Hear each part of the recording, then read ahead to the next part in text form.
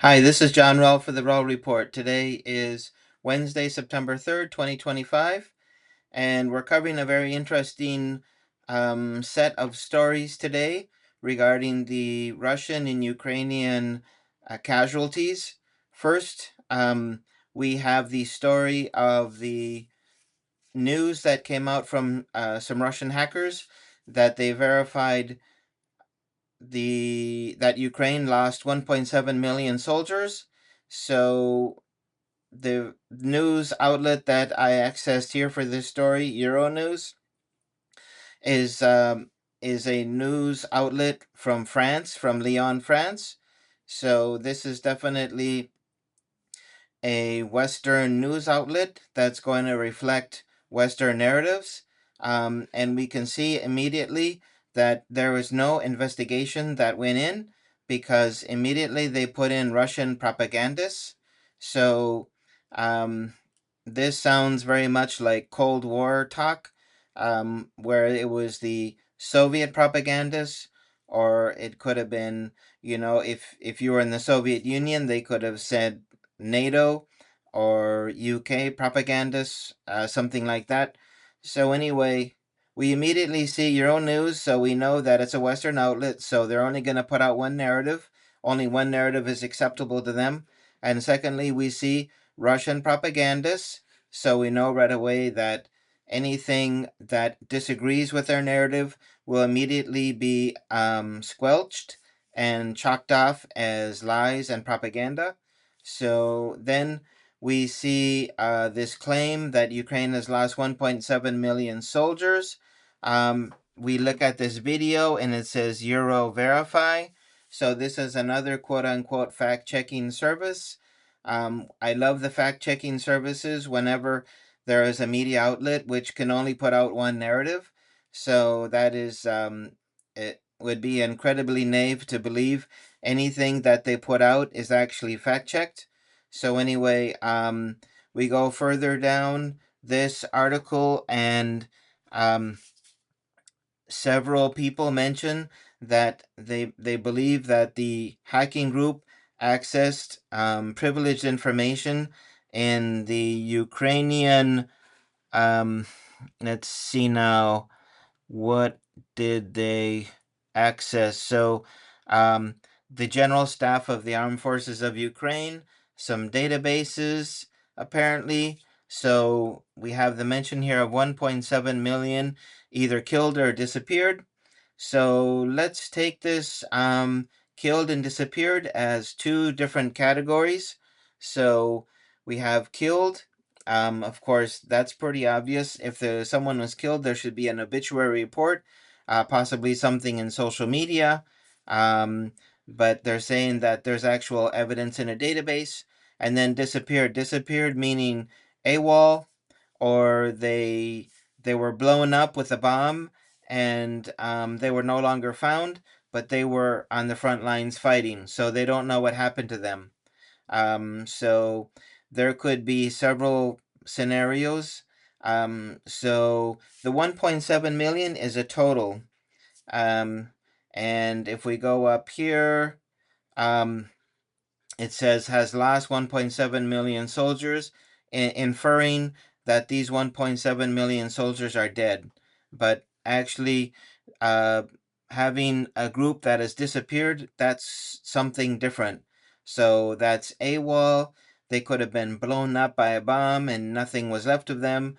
They could be have been captured and not gotten into any list.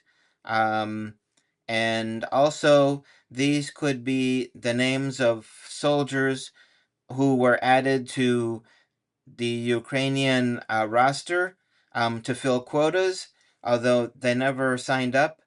And so, if they didn't sign up, they were possibly put on to get quotas, and then the um, Department of Defense could collect their salary, and then obviously that goes into somebody's pocket.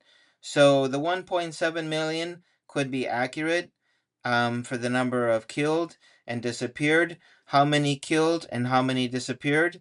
So that is something that is something that isn't clarified in this report. So, at the very end, it says these estimates clearly disprove the 1.7 million claim peddled by propagandists. So we know this is the obvious conclusion of this article, that these are simply propagandists that peddled a narrative. I would argue that the 1.7 million isn't necessarily false. Let's say there's 700 dead and 1 million missing. Let's say 1 million were added to the rosters to collect their salaries, and these people then were listed as deceased. So then they could not only collect the salary, but they could collect the payment that was promised to the soldier's family once the soldier had died. So there could be, a lot of things going on there. So I wouldn't say 1.7 million is necessarily wrong regarding just database numbers. Okay, now according to reality, um, they say the size of the military is around 880,000 people. But who has confirmed the size of their military? We know that when the conflict began in February 2022, if you took all the regular soldiers and all the reservists, the number was over 1 million. And then take into account that every month they've been bringing in 35,000. So that's 360,000 per year. And we're now in the 3.5 years of the military campaign. So you take 30,000 per month and then multiply that.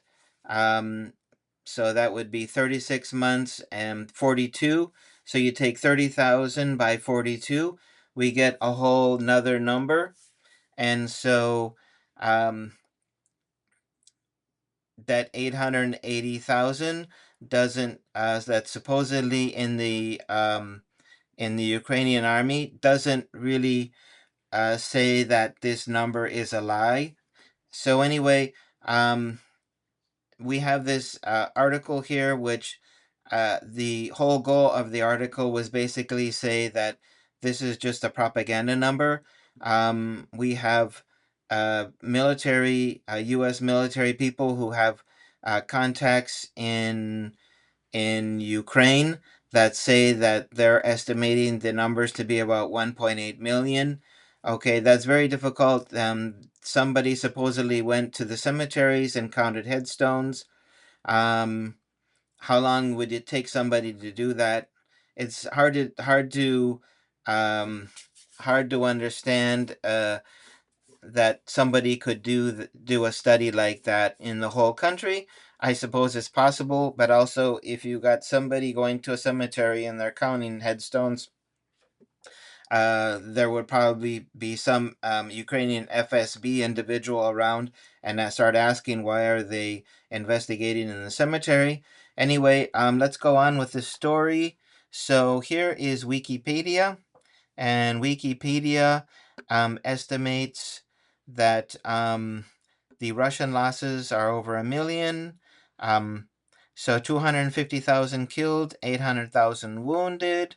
And Ukrainian forces 70,000 killed, 380,000 50,000 killed, 380,000 wounded. So this is basically the narrative that came out of um, the Ukrainian armed forces. So this is the information they're putting out: 50,000 killed. We know that in the summer Ukrainian offensive of 2023, that the Ukraine lost approximately 100,000 soldiers. And in their Kursk offensive, they lost about 70,000. So 50,000 is definitely not accurate. And so we also know that Wikipedia is basically another Western news source, there to put out Western narratives. There's very strict controls, and anything that would disagree with their narrative could be chalked off as well. We have this Guardian. Guardian is a UK media outlet. It's talking about 1 million casualties and counting. So again, this is the Western narrative. We have the Kiev Independent, um, going back to the Ukrainian soldiers killed, 60,000 to 100,000. This is that was from almost a year ago. So you can see this is a low estimate. Again, this is staying very close to what President Zelensky put out. Um, so they're trying to show that they don't disagree. These are just ranges. This is a pretty big range. So again, where are we going to be able to find this information? So if we look back at the Wikipedia, um, we have all kinds of numbers here, and they talk about civilian deaths, all kinds of different information. Um, Unfortunately, we'll never be able to find the right information in Wikipedia. Um, so now there was a study done by Media Zone, and it was in collaboration with BBC Russia. As you know, BBC is a UK media outlet, and it's very closely associated with the UK government. So they're going to put out the UK government narrative. But here they estimate 125,000 military deaths of Russian soldiers from the onset of the conflict in February 2022 until basically a week ago, 24 August 2025. So um, again, this story is subject to a certain amount of suspicion because this report was put out again with BBC Russia, which, as I mentioned, is a UK propaganda outlet to put out the government narrative. Now, if we try to take a look at things rationally, we have to say that 80% of the casualties in this conflict are being caused by artillery. And if we take a look at the artillery advantage that Russia has over Ukraine, initially when the conflict started, it was 2-1. Then it became 6-1, and now they're estimating it at 10-1. So if we just focus rationally on the um, source of the casualties, which would be artillery, and if it's true that 80% of the casualties come from artillery, and Russia has a 10-1 advantage in artillery to Ukraine, so it would be rational to believe that the casualty numbers um, would be at the start of the conflict um, 2 times more Ukrainian casualties than Russian, and now it would be 10 times more Ukrainian than Russian if we are to believe that Russia has a 10-1 artillery advantage. So, anyway, I just want to wrap up this report, and when you see Euro news, this comes from France. These guys aren't going to put out a narrative that's contrary to NATO or their president, Macron, what he has put out, or their government, because this would cut off their access to coverage in France, and also probably cut off their access to advertising dollars in France. So anyway, we have to be very careful about just reading an article and believing that uh, anything is being done as far as verifying, even though they put their little seal of Euro Verify. Um, there's really no fact checking going on by Western media outlets. The only thing we've seen so far that seems to assimilate to an attempt to do an objective study is this Media Zone study. But again, they did that study in collaboration with BBC Russia. So we know that BBC is an ardent proponent of Ukrainian and UK war narratives, so they're not really a source to be trusted as far as accurate information. So you as the person who's going to all these sites and trying to get information, just go to Google and put in, you know, casualties, casualty numbers of Russia in Ukraine, and all you will get are Western news outlets that will put out basically the same narrative. So when you see that, you know right away that something's wrong. Um, if everyone was doing their investigation, they would probably use different sources and they would have different forms to generate the numbers. So the numbers would vary, but generally speaking, most news outlets concur on the 1 million casualty figure for Russia, and they have a very low casualty number for Ukraine. And the last thing to consider is if Ukraine had such low casualty numbers, why are they out on the street kidnapping people and forcing them for doing the forced conscription to get people to the front? Um, we heard about the Hungarian ethnic individual who's a Ukrainian citizen, ethnic Hungarian, and they tried to mobilize him. He resisted, and they beat him to death. So it's basically go to war or die trying not to go, and so um, there would not be that panic to get these individuals to the front line if Ukraine had casualty numbers of 50,000 dead, 380,000 wounded. Again, consider that Ukraine had over a million in their armed forces.